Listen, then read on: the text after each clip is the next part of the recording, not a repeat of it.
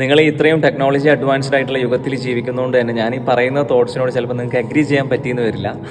പക്ഷെ ഒന്ന് ഇരുന്ന് ആലോചിച്ച് കഴിഞ്ഞാൽ കണക്ട് ആവേണ്ടതാണ്. ആസ് എ ബിലീവർ കണക്ട് ആവേണ്ടതാണ് ഇൻഷാ അല്ലാ. മനുഷ്യൻ ടെക്നോളജിയിൽ അഡ്വാൻസ്ഡ് ആയി. സാറ്റലൈറ്റ്സ്, റോക്കറ്റ്സ്, AI, ഈവൻ നമ്മുടെ ബ്രെയിൻ പോലും കോപ്പി ചെയ്യാൻ ശ്രമിച്ചുകൊണ്ടിരിക്കുകയാണ് ഇപ്പം. പക്ഷെ ഒരൊറ്റ കാര്യം, ജീവൻ, സോൾ, ആത്മാവ്, it's not in our control. ഞാൻ ഒരു കാര്യം പറയാം, this is my own perspective, not a religious theory. അതങ്ങനെ തന്നെ മനസ്സിലാക്കണം കേട്ടോ. മനുഷ്യൻ്റെ ടെക്നോളജി എത്ര അഡ്വാൻസ്ഡ് ആയാലും ഒരു പുതിയ ജീവൻ സൃഷ്ടിക്കുക എന്നുള്ളത് സത്യത്തിൽ അസാധ്യമായൊരു കാര്യമാണ്.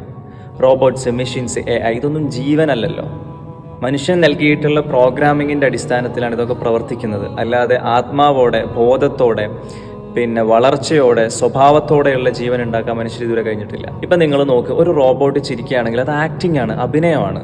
പക്ഷെ ഒരു കുട്ടി ചിരിക്കുകയാണെങ്കിൽ അത് ലിവിങ് ആണ്, ജീവനാണ്.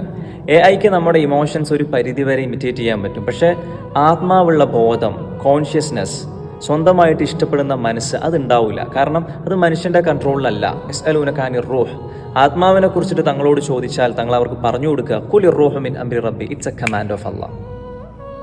ടെക്നോളജി മൈൻഡ് ബ്ലോയിങ് ആണ്, AI ഇൻസ്പയറിംഗ് ആണ്, മെഷീൻസ് ഒക്കെ ഇൻക്രെഡിബിൾ ആണ്, നോ ഡൗട്ട്. പക്ഷേ അതൊക്കെ ആക്ടിംഗ് ആണ്, ലിവിങ് അല്ല, ജീവനുള്ള ജീവിതങ്ങളല്ല.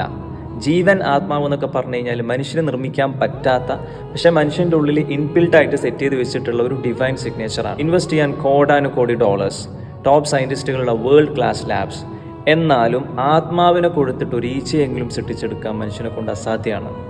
ഖുർആൻ മെൻഷൻ ചെയ്യുന്ന ഒരു സ്റ്റേറ്റ്മെൻ്റ് ഉണ്ട് സൂറത്തുൽ ഹജ്ജിലെ 73-ാമത്തെ ആയത്തിൽ, യഖ്ലുഖു ദുബാബൻ എന്ന് പറഞ്ഞിട്ട്.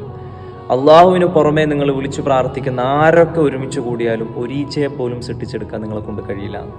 നമുക്ക് പ്രോഗ്രാമിങ് ചെയ്യാൻ പറ്റും, പക്ഷേ നമ്മുടെ DNA പോലെ സ്വയം പ്രോഗ്രാമിങ് ചെയ്യുന്ന ഒരു പുതിയ ജീവനെ നമുക്ക് സൃഷ്ടിക്കാൻ കഴിയില്ല. ഇവിടെ ജീവൻ ഒറിജിനേറ്റ് ചെയ്യുന്നതിനെ കുറിച്ചാണ് ഖുർആൻ സംസാരിക്കുന്നത്, അല്ലാതെ എക്സിസ്റ്റിംഗ് സ്ട്രക്ചർ കോപ്പി ചെയ്യുന്നതിനെ കുറിച്ചല്ല.